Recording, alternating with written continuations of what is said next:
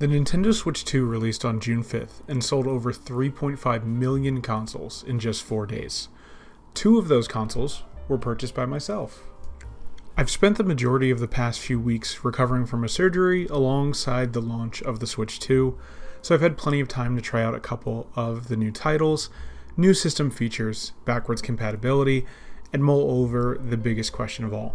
Is it worth the purchase? Let's start with the good. The Switch 2 seemed to have more than enough consoles available to the point where I was able to walk into my local Target on launch day and pick up a console with a copy of Mario Kart about an hour after the store opened. I know my experience may not have been universal, and I'm still curious as to why the pre-order experience had to be so outrageously awful back in May, but I digress. The console itself has a much larger footprint than the previous Switch 1 models, thanks to a much larger screen and, most important to me, larger Joy-Cons. I never used the previous Joy-Cons outside games that specifically required them on Switch 1, mainly because they were just too small and ridiculously uncomfortable. I find myself actually wanting to play with the Joy-Con in handheld mode in Switch 2. The console has maintained its same thickness, but the increased length and size of the Joy-Con has just made games more playable, especially if you add a grip, of which I've already tried out 3 so far. Additional accessories like the Pro Controller 2 continue to add onto that tweaked but further premium feel. Smaller changes like the charging adapter moving from an attached USB-C cord to a detachable cord and brick make a world of difference in the long run. But a system doesn't sell without games, and Switch 2 launched with a certified heavy hitter, for multiple reasons. Mario Kart World is the first truly new Mario Kart title in over a decade, and also the first $80 standard game we've seen ever released. Now, $80 to me may be completely different to $80 to you. I think the question of whether a game is worth a certain price is wholly dependent on the person and their financial circumstances, as well as what they expect to get out of their purchase. I fully expect to get hundreds of hours out of Mario Kart World over the life of the game, but I also see where someone who was more of a casual enjoyer of the franchise just couldn't justify that asking price. So far, I've really enjoyed my time with the game, and think there's a lot to love and effort put into the tracks here.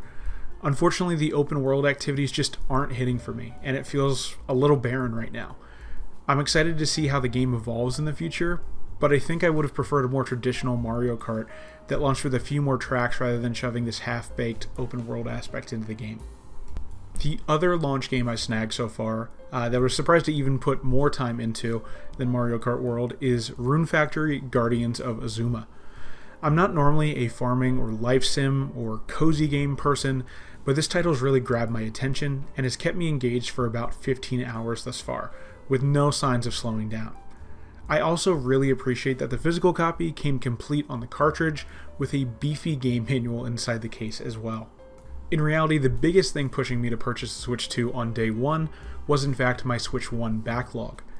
Seeing the list of games with planned performance improvements and knowing that additional games would play better through brute force was enough to pique my interest. I've played and revisited a substantial number of patched and unpatched Switch 1 games via backwards compatibility, with frankly mixed results thus far.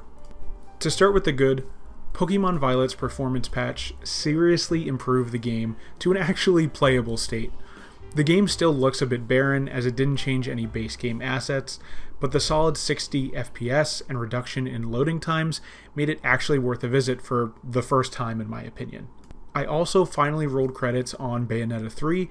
This is a game that didn't receive a patch for the Switch 2 specifically, but simply brute forces a locked 60 FPS in handheld and dock play now. Without a patch, the unfortunately low resolution does stay, however, and the game appears hazy at best. So I still would love to see a true Switch 2 performance patch release to fully take advantage of this new system. Splatoon 3 received a Switch 2 specific patch and content update, which is much welcome and was posted after the console launch, leading me to believe these patches could be slowly rolled out for specific titles across the next few months by Nintendo and partners alike. Onto the bad, I did however run into a completely broken title in Tokyo Clanpool. This is an East Asia soft-published title. My physical copy came in the way of Play Asia as it is not available in North America digitally.